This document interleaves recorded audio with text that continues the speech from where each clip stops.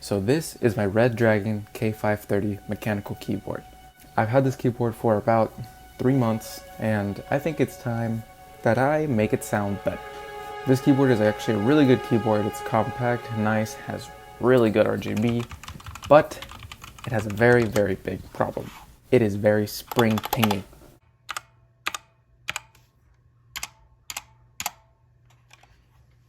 So yeah, I'm not going to be changing the keycaps. I am just going to be lubing the switches and stabilizers and foam modding this keyboard. So I got this toolkit from Amazon, which came with all the tools I need, including switch puller, keycap puller, tweezers, and of course, lube. So first step is to take off all the keycaps.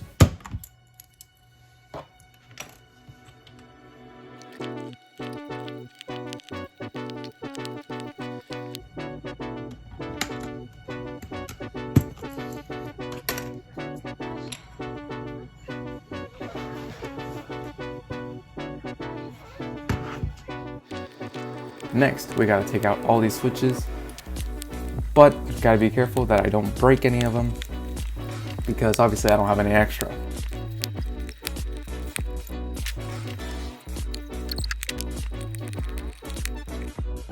Next, we gotta take apart all 60-something switches.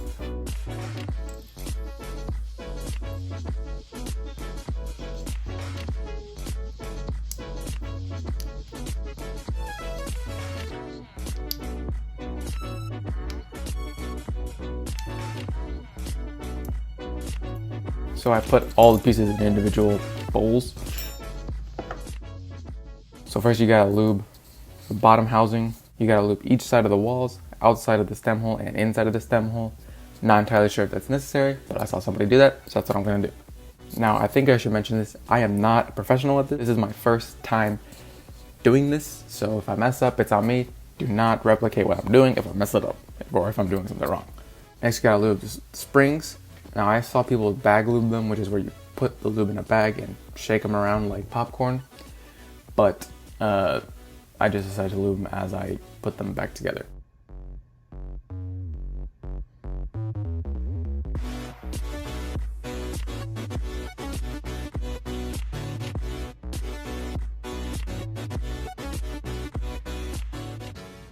So now I get to use this handy dandy tool that looks like an alien creature. So same thing, you have to lube every single side, every face of the stem tab thing.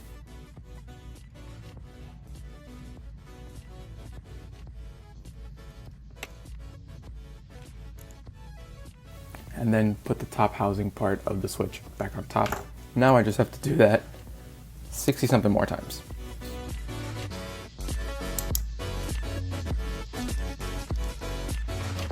First, we gotta take the PCB off of the case and unscrew all 8 screws.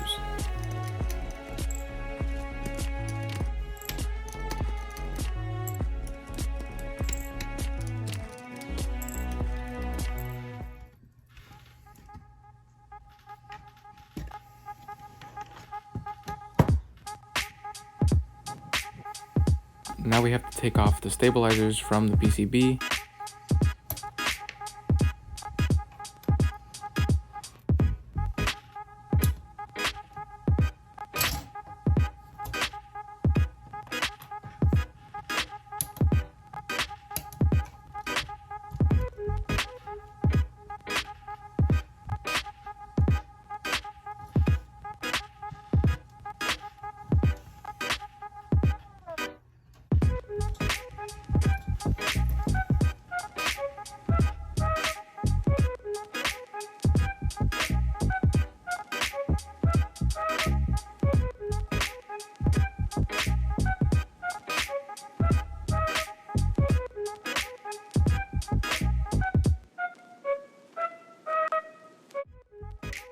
And loop those using the lube that we used for the switches.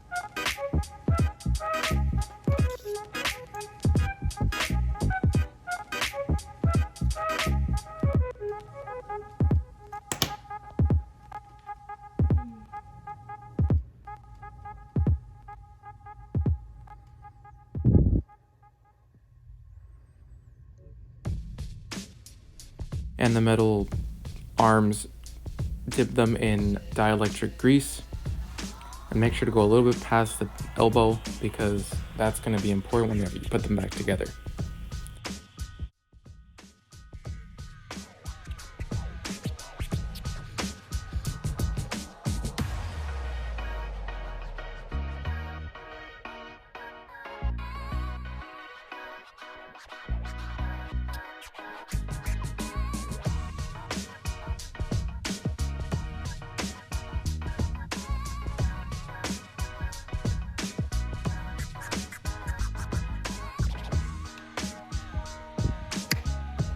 Now I'm going to foam mod this case. So I got this foam that's like packing foam or something.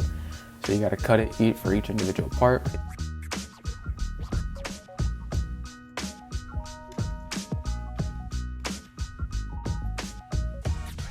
And the part that concerns me is the edge, the left side of the case, which has all the control switches of the Bluetooth and the on and off switch and the lights.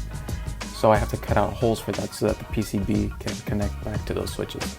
And I have to make sure not to get it close to the battery because I've heard that wireless cases can spontaneously combust if they have foam on the battery. But as you can see, this one already has some sort of foam thingy on it.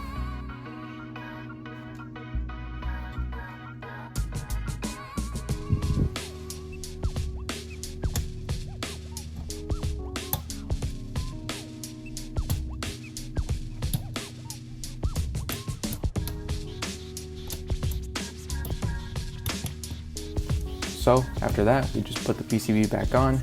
Make sure to put all, I don't even know, 8 screws back into the PCB.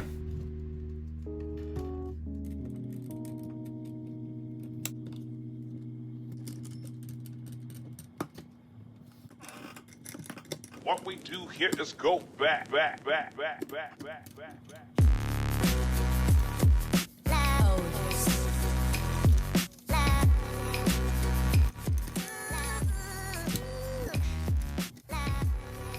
And then put all the switches back in the PCB, which was the most satisfying part, but also the scariest because I was worried I broke something at this point. Okay, one after.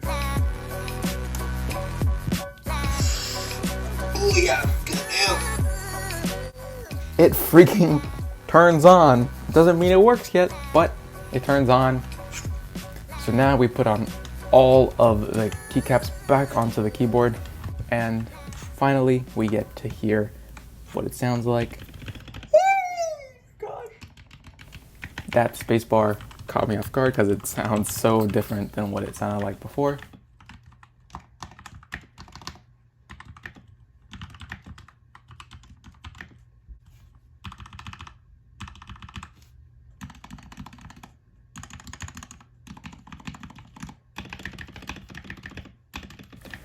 So now let's hear it back to back of what it sounded like before I modded it and after.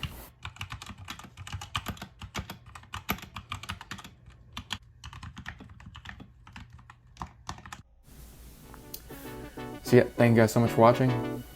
If you enjoyed this video, please give it a like, whatever. I'm not gonna be a stereotypical YouTuber, so peace out.